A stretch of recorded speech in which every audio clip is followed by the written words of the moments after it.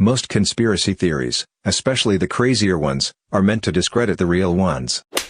What's something you know to be 100% true that everyone else dismisses as a conspiracy theory? The art world is largely built around money laundering and tax evasion. This explains a lot of the really simplistic art pieces that sell for millions. You pay $10K for a painting, then give it to a college 3 years later. During that time, it went from $10K to $50K because F you, it's art. So you tell the IRS you donated $50K this year. And you can deduct donations from your yearly revenue and thus pay less taxes. The university plays along because they get free stuff out of the deal. Basically what money laundering is that you invest your dirty money by operating a business and reclaiming your original money via the business's profit in order to avoid taxes. This can be applied to items of value as well.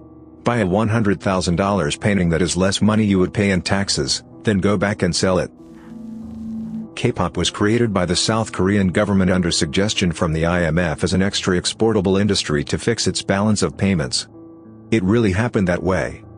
I'm more surprised people or surprised governments get involved in cultural exports. Japan had some 5-year cool Japan thing going on. Thailand sending chefs to America to popularize Thai food. It's a way to win the game, cultural victory. You want tourism and people buying your stuff, so you do whatever works. The government is actually watching everything you do.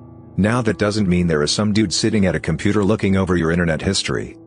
But the government does have tons of information about you on a server somewhere.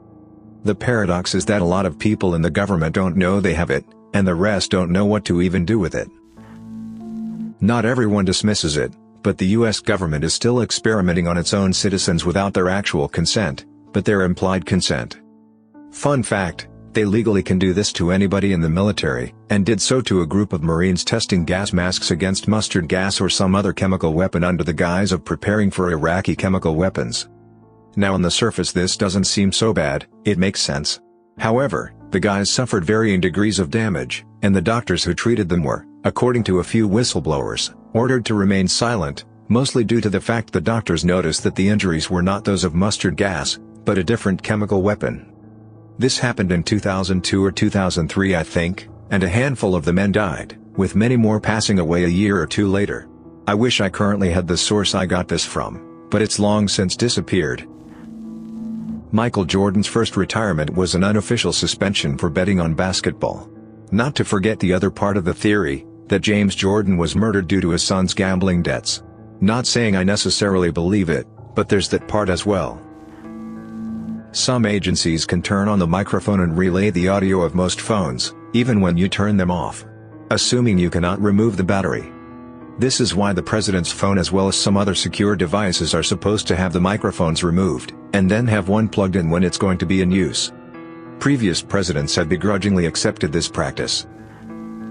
When retail employees go check in the back, they're actually just checking their social media for 5 minutes. If I tell you that we are out but you insist that I go check, I'll take a glance around and then stand around for a while, because hey, I know we're out. If I were to say that we're probably out, and offer to go look for you, then I'll definitely move boxes and check, and you'll maybe get lucky. Comes down to when we get shipments, how often something's requested, and how friendly you are about it. Flood insurance rates are a cycle to churn properties for big banks. We're in the very beginning of the bank accumulating property phase now. It goes like this.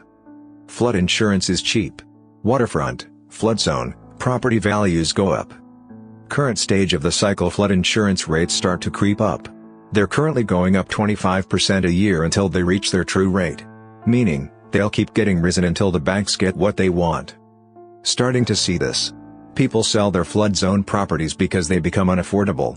I.e. you have a rental property that's clearing $250 per month, then your flood insurance goes up $100 per month, and it's going up next year, and the year after that. People will start selling. This hurts property values. This is where the banks clean up. Property prices drop so low that people can't afford to sell, so they have to short sell or sell for a loss. If they can sell at all, otherwise the bank forecloses. The bottom falls out of the market and prices plummet because insurance rates are too high.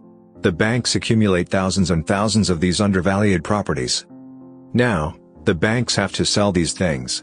If only there was a way to sell these properties. Oh yeah, let's reduce flood insurance rates and give the market a boost. This is where the cycle repeats. A couple things to note: the big giant million-dollar homes aren't really affected by this. The owners are usually wealthy enough to afford the flood insurance rates, or own the house outright and don't need to carry insurance. The banks and the government are basically the same entity in this circumstance. A lot of houses in flood zones are huge neighborhoods that just happen to be low-lying, and can be miles away from waterfront. So, poor neighborhoods get hit the hardest by this. There's a cabal of very wealthy and influential psychopaths who control a good chunk of world politics. New members are introduced to, or encouraged by their own peers to partake in, pedophilia. They end up doing that not just because they may be bored with their lives or enjoy hurting children, but also because this team-building exercise in the guise of underage sex parties allows their friends to get compromising material on them. It is an initiation ritual aimed at building trust between everybody involved. If, almost, every member of the cabal has dirt on everybody else, then they surely won't rat each other out. This might also explain why Epstein got disposed of despite having been placed under police custody. Most conspiracy theories, especially the crazier ones, are meant to discredit the real ones. I've heard that the military encourages UFO conspiracies surrounding Area 51, because it's a testing site for experimental aircraft, and they'd prefer the rumors that spread around Area 51 to be complete lunacy about aliens rather than credible sightings of top-secret experimental stealth bombers or whatever. But I've only really heard this as rumors, never really seen any hard proof. The only reason why we are still in the Middle East is to harden our military so that if we go to war with another nation our troops have battle experience. I think this is what Russia is doing with Ukraine now too. Not to forget money. As the biggest weapons exporter in the world, we create a ton of weapons and war is very good business for arms dealers. Luckily for them, they sell to our military and have a lot of control over our government. Also, having a military presence in a place with lots of oil means you can try to stabilize prices and create stronger relationships with the people who control the oil. The longer we're in war, especially ones with no end in sight and not many soldier casualties, a handful of people make a lot more money. Back in 2012 I flew back to the US via LaGuardia. As we started our descent, my husband, then my boyfriend, told me to look out the window. Loud as all hell, all I could say was "Holly hell, there's a drone next to us." Woman in front of us whipped her head to the side and gasped in horror. As soon as she saw it, it went sideways and flew under and away. She got all in a panic and asked a flight attendant who assured us that we probably mistook something else for a drone. This thing was huge. 10 to 15 feet long? I've never seen one before and didn't know they were that big. Guys, the lady kept pestering the flight's attendant who had to then come back after speaking to pilot to refute what we saw. She kept saying that the military does not fly their drones this close to commercial flights. No one believed us. I'm from the good old USSR, so I just got mad paranoid and kept my mouth shut. My husband would tell this story often. Friends sent articles confirming the pilot's take on things. And then around the Reality Winter Time whistleblower releases, 2018, I ran across an article where the DoD admitted to have been doing this for ages while denying it to the public. At one point I felt like I imagined the whole thing. I mean, it was so surreal to see this drone feet away from our plane. It really shook me when it happened. I had nightmares for a while. That Disney owns an adult film industry, they just don't affiliate their names with it. I've told this to many people and look at me in horror like I just killed their child. I don't have a sinus source on this. This came up in a finance class years ago, and looking at it from a business perspective is not something to be amazed of. We're running out of antibiotics. Bacteria are developing resistances faster than we can produce new ones. At the current rate, we'll run out within the next 50 years. We've already exhausted the first ones we developed, like early types of penicillin. It's not all bad, though. If we rotate what we have, and invest in developing more, we can prolong the deadline indefinitely. Regardless, when your doctor tells you to take your antibiotics for the full prescribed duration, and to dispose of them safely at a pharmacy, you should listen. Source: Biologist. The bachelor course on pathogenic bacteria covered this. Social media, especially Snapchat and Instagram, exist in part to make us more comfortable with events in our lives being publicly known, which in turn makes us okay with losing privacy from government surveillance. I'm not saying that was the original intent of those apps. I'm saying that in their current form they tacitly encourage people to be comfortable with being watched and having their lives recorded. The government basically encourages this because it suits them. We'll go extinct before we can ever colonize other planets. In one of Vonnegut's books, pretty sure it was Hocus Pocus, he posits that the true point of humanity's existence is to create a strain of bacteria robust enough to survive being jettisoned into space. And survive long enough to make it to a habitable planet and begin life again. Democracy is dead.